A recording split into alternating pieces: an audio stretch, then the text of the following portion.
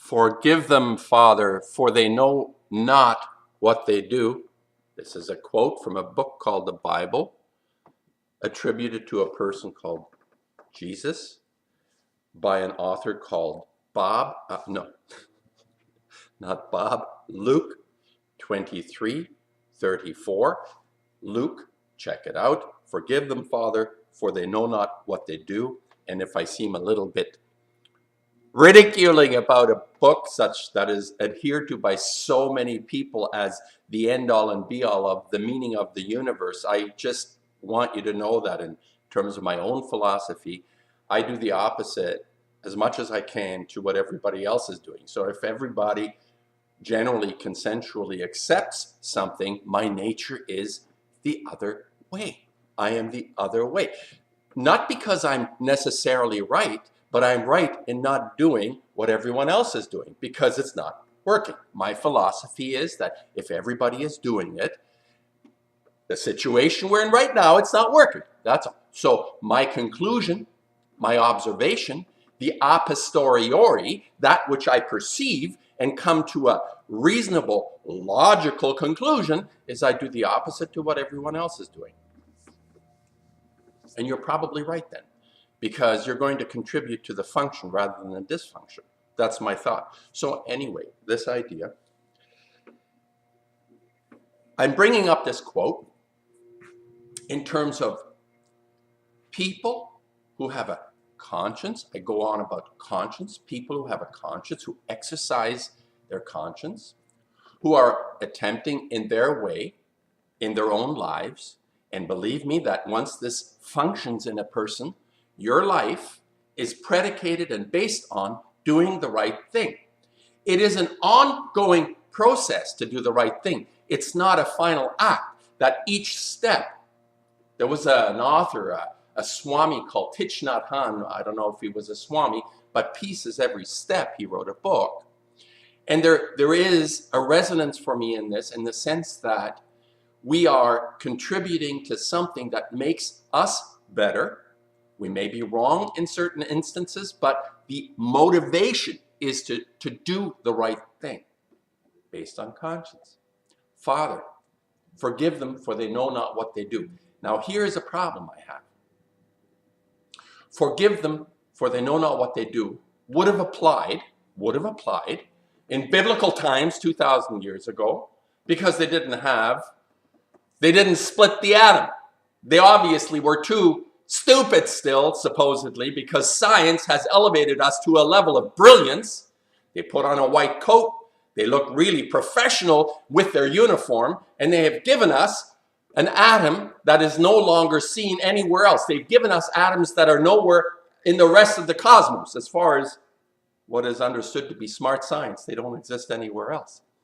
But these smart fellows with white coats, there is a CBC program that actually alludes to it by a doctor, a medical doctor called Brian Goldman. I think his name is Brian. They should do a life of Brian Goldman, who has a program called White Coat, Black Art. You see, they unravel this in front of us all the time. There are a bunch of snake oil salesmen, a bunch of hooey, Black Art. He's a medical doctor and talks about a program with a title, Black Art. Forgive them, Father, for they know not what they do.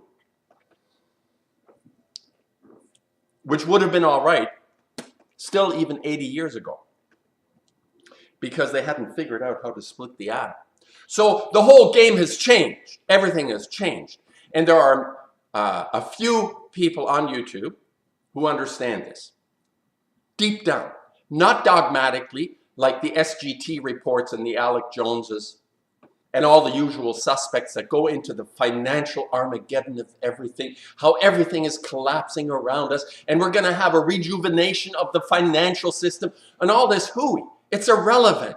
The financial system is irrelevant when you understand that the fundamental principle of our existence is so threatened. Forgive them, Father, for they know not what they do. 80 years ago, up to 80 years ago. That biblical quote was good 80 years ago. Of course, there is eternity, and then it may have an application there. But right now, even though I am attached to this concept of eternity, as I say, I have a romance with eternity, this application or this quote may apply there, but right now I am a physical being. I have a nature. I have a substance to me. And what is the substance? What is the reality of my existence in the most significant, meaningful way? And there are YouTubers, I was just listening to Lonnie Clark talking about, why am I making YouTubes? That's a good question. Why am I making YouTubes? Am I just contributing to the tracking system that is out there now that helps this control mechanism that is totally dysfunctional to figure out how to undermine and create a subterfuge that channels us into the direction that they want us to go, and even using YouTube. So the question is valid. Why am I making YouTube? And here is my conclusion. This is an answer to Lonnie and some other people who are so aware, so profoundly, deeply aware of the situation we're in, without any of the other confusions that are being implanted through all this mega information coming at us at split seconds. Something happens here, something happens there, and we all know right away. This is part of the subterfuge. I've recognized this. I've talked about this. The information is irrelevant because we already know the fundamental principle of our existence as being threatened, and you can't supersede this fundamental knowledge that we all have with superfluous information about, I suppose, yes, you can go into the financial money system and all the other dysfunctional areas of our life, but the fundamental principle is the fact that we are now under threat to the level uncomprehensible from the biblical point of view. Father, forgive them, for they know not what they do. It doesn't apply. Why would I forgive? Why would I forgive this idea that was planted in our head when everything was I'm using working in a loose format because the dysfunction has been millennia of dysfunction, but now it's the ultimate part of it. So here's my answer. I'm going to not make this too long. I'm just going to come to this conclusion. I'm going to say, what does it mean for me to post on YouTube? And what does it mean for any person to post on YouTube that has an understanding of the situation that we're in? You can relate yourself very easily to the most evolved, enlightened minds in history. Whoever you attach to this idea of enlightenment, if you invoke Plato, or if you invoke even people that produced visual images on cave walls, or if you go to Voltaire, or whoever you decide has this sense of enlightenment, this ability to capture the moment, what is in German called Zeitgeist, that which makes us in the most significant way. You on YouTube who understand what I'm talking about are in that group of people you consider to be of extreme enlightenment. And even though you are not recognized because you don't have all that flair, that fanfare, Voltaire was a good friend of Catherine the Great. It cost a lot of money to make Voltaire enlightened, just like it took a lot of money to keep Gandhi poor. These are anomalies and oxymorons within the system. So your icons of enlightenment may actually tumble very quickly once you realize within yourself, within myself, that there is an aspect to the highest level of being human, which is connected to what I call conscience. And as you move through this level of conscience, it is a moving, it is a process. It elevates oneself, and you know that concept, the love concept, or whatever that high level of connectedness really is. This is, in my mind, that this is the love concept. As we move through conscience, we actually begin to reach into that stratosphere of enlightenment. But as we are who we are, what I'm saying is that it is absolutely crucial for people to express, to exhibit, to show others that it's possible to live in a dysfunctional world with the understanding that it is dysfunctional. This is the principle that I have understood through my own work as a painter, and I I have deviated somewhat from right now. It's more sculptural. I call these my sculpt paintings. I have obviously wherever this notion of my direction comes from, I am not sure. I honestly I allow myself to be completely open to possibility and then take a direction. I am not influenced by the outside world, the external world in this way. The same way people that continue to post on YouTube with 15 views, 100 views, low number of views, low number of subscribers. The point behind it is that there is such a small group of people who have this enlightenment within them, who carry this. And there are versions of it. Yes, you can like different posters. I like listening to, let's see, like listening is wrong.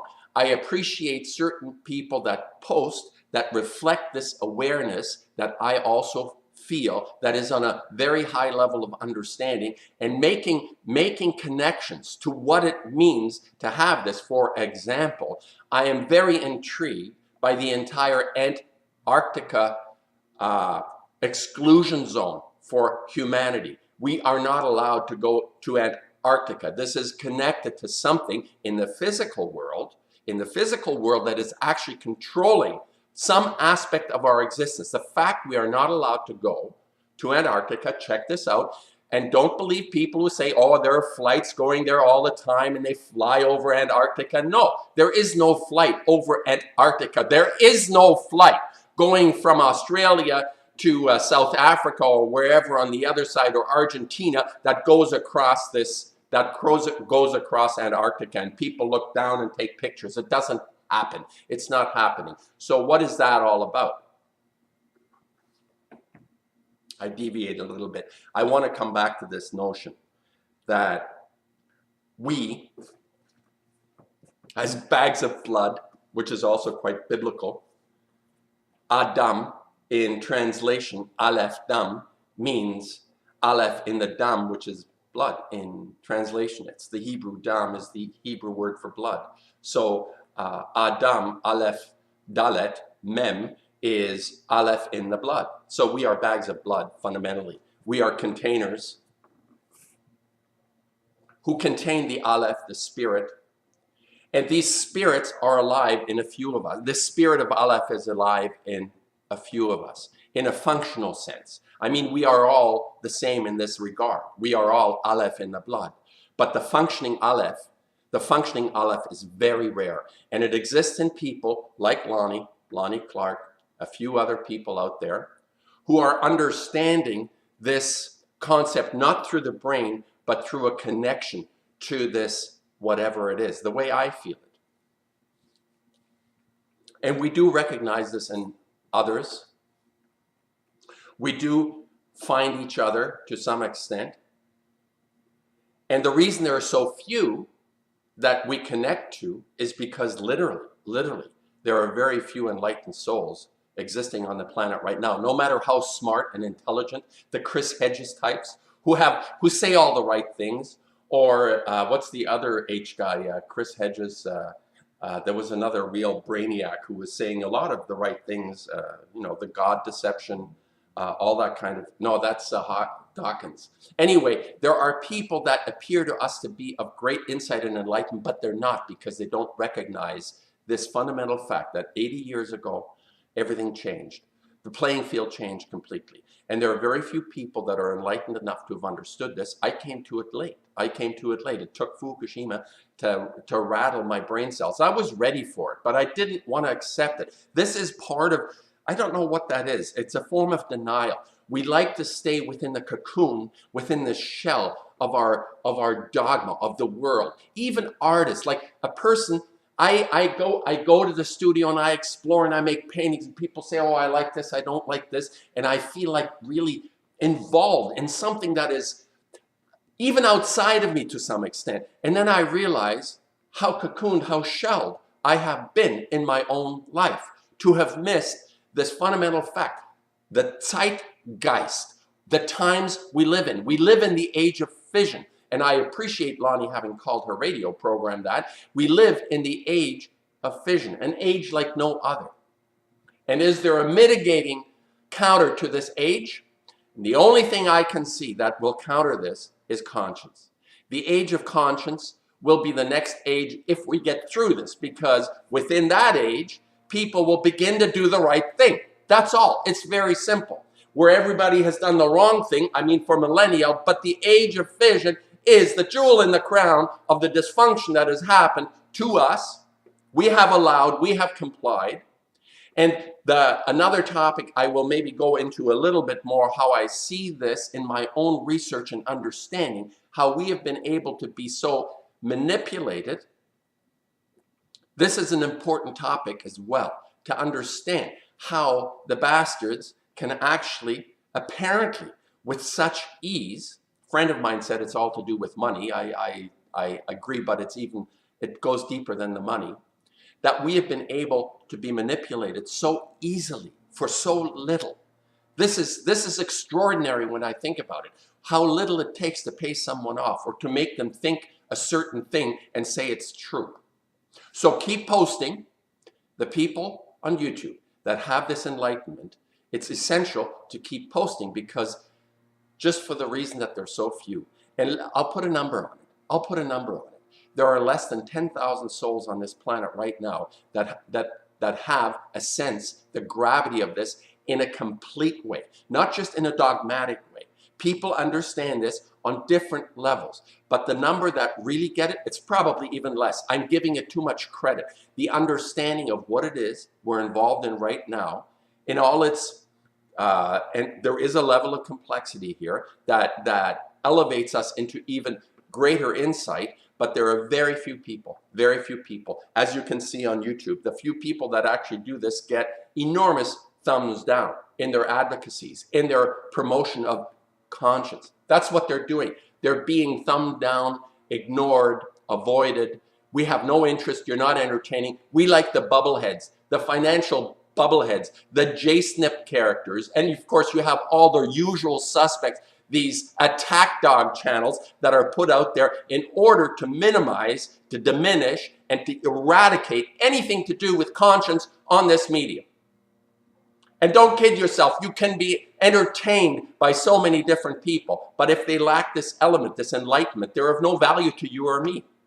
Unless you say entertainment is the end game. We're going to go down entertained, like Caligula in the old days, or Nero burning down the place because it was entertaining. So you go and join your Neros in the burning of the place because it's entertaining. The suffering, I delight in the misfortune of other attitude. If you feel you're connected to that, that is entertainment. On a certain level, that is entertainment. The misfortune of others.